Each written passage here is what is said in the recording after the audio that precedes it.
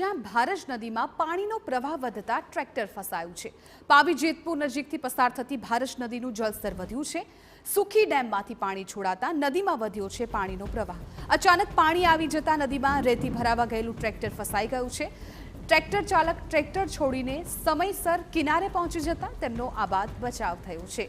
પરંતુ એ વખતના દ્રશ્યો પણ સામે આવ્યા છે કે આ ટ્રેક્ટર છે એ રેતી ભરવા માટે ગયું હતું। સુખી ડેમમાંથી નદીમાં પાણી છોડાયું છે, જેને કારણે અચાનક જ જળસ્તર વધવા લાગ્યું। નદીમાં રેતી ભરવા ગયેલું ટ્રેક્ટર છે એ ફસાઈ ગયું હતું।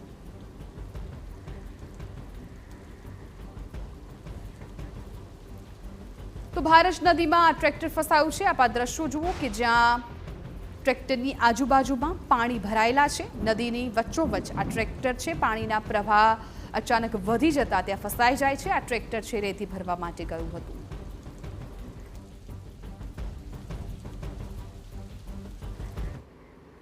સમાચાર છોટાઉદેપુરથી કે જ્યાં ફરી